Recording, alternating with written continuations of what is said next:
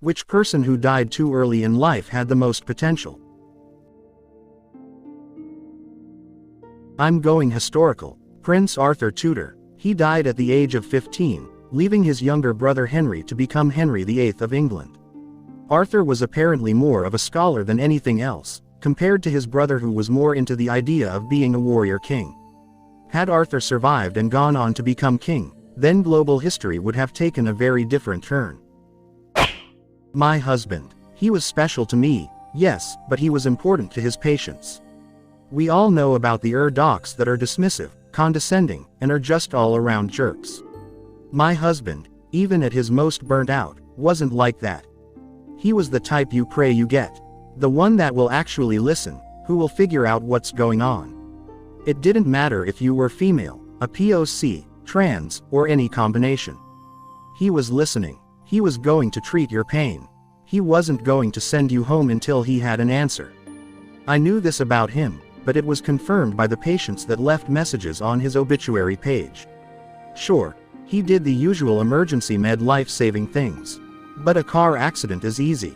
There's no argument about whether or not a patient is hurt. It's assumed something is wrong. What made him special to the world as proof you were sick meant only your word that you were. He tried to teach the providers around them. He never made people feel dumb for not knowing things.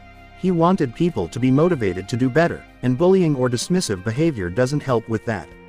When he died, I died too. Our children also lost their lives. We're nothing without him. But the rest of the world. There are countless people who will now die just as scared and alone as I am because he's not there to help.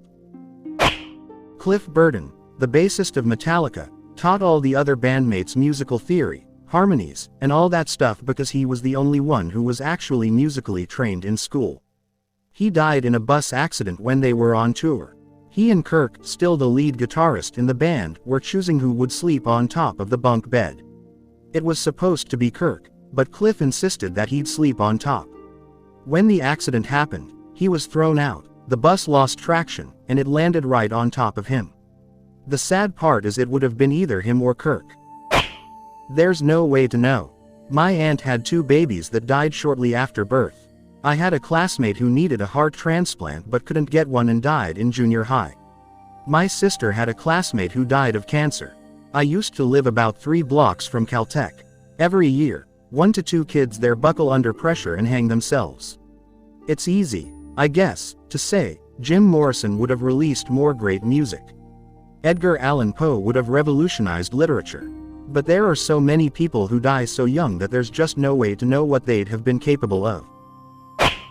Jean Vigo showed amazing promise as a filmmaker, and with only 1 feature film and a few shorter works, he had already helped to shape the style and focus of French cinema. Last night is the past, and the past is past. Ian Curtis was a creative and innovative artist, and with Joy Division, they were developing an influential and powerful sound.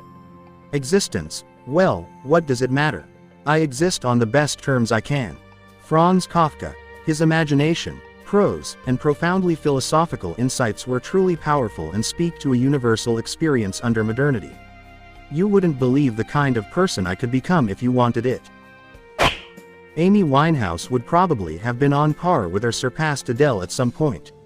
She moved to the tropics to get sober, but the record labels weren't digging the experimental reggae-inspired stuff she was recording. As with many people who relapse, her body couldn't take the dosage required to get her high again. Part of me thinks if she had made it 1 more year, she would have been fine. I also think her being 27 played a huge role since she got to join the legendary club. She definitely had genius-level talent with music. I feel like Lady Gaga and she would have put out an amazing album together. Amy is probably the only celebrity death where I was very, very sad. My answer is Évariste Galois. He was a young Frenchman and mathematician. In 1830, he had been challenged to a duel. The night before the duel, he wrote down a short paper explaining some of the math insights he had been working on, just in case. The next day, he died at age 20. His handwritten paper became the basis of group theory, one of the most important fields in math today, and a vital foundation of all modern physics. Honorable mention for Henry Moseley, who discovered that atomic mass and atomic number were different and how, leading to the discovery of the neutron and nuclear fission. He was killed in action in World War I at age 27. Jim Henson. Sure, he aged enough that his physical abilities with puppets were starting to stagnate. Henson himself admitted his last performance with Kermit on a talk show was awful, but he still had a sharp mind for creativity and wonder. Through his inspiring personality, we got a wide variety of fantastic shows that taught people important life lessons. One of them is still going on to this day as one of the longest-running programs for children's programming. It's such a shame we lost him so early on, and in such an easily avoidable way too. He died of pneumonia because he was overworked and too stubborn to go to a doctor. There are a lot of important fields regarding science and medicine, etc., so I'll go the entertainment route and say Satoshi Kon. His early death is probably the biggest tragedy the anime movie industry has ever had. One of the most gifted and unique filmmakers, he had a very intriguing way of blurring the lines of reality and fiction. Kon died in 2010 of pancreatic cancer, leaving behind a small filmography of 4 films, all of which are highly regarded, and a TV show.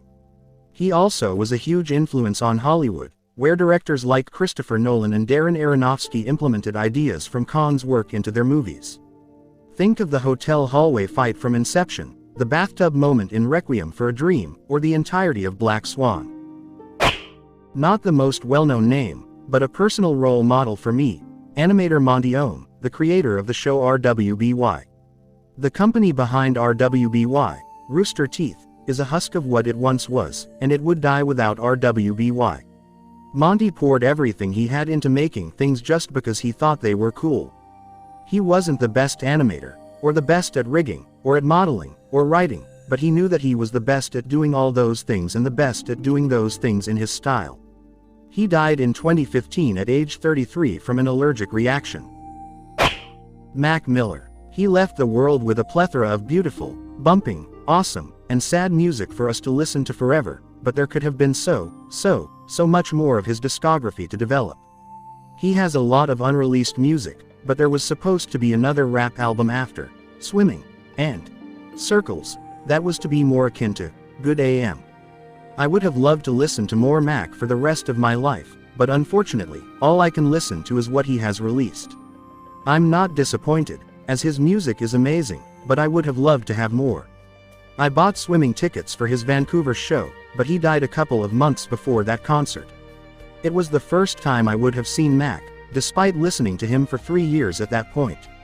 Miss you and love you, Mac. I'm very biased in terms of this question, but I'll answer honestly, my father. He passed away at the age of 65, literally out of nowhere. He was the most phenomenal artist I've witnessed, and his mind worked in extraordinary ways. He had just started a new chapter in his career designing homes, and he was planning many unique home ideas and paintings that will never come to fruition. Ernest Hemingway's daughter, or niece, I cannot remember for the life of me, which wrote an article calling him the next Frank Lloyd Wright. I'll have to find the article. It should be tucked away in a box in my storage unit. It genuinely makes me sad that more people didn't get to experience the joy he brought with his work and the wonder he could instill in people's minds with his unbelievable talent. My father. He was only 53. I lost him 15 years ago now. Damn, time flies. He had the potential to be the most amazing grandfather, just like he was the best father ever. It's so sad that he'll never get to see himself in his 2 grandsons and 2 granddaughters like I do. He would have doted on them and loved them so much, as they would have loved him.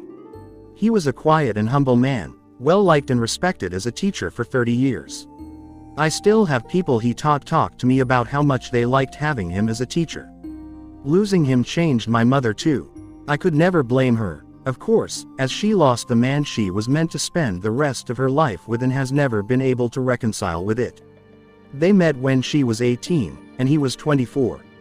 My sister came along about a year later, followed by me and 2 more boys, creating my fantastic, loving, and very close family.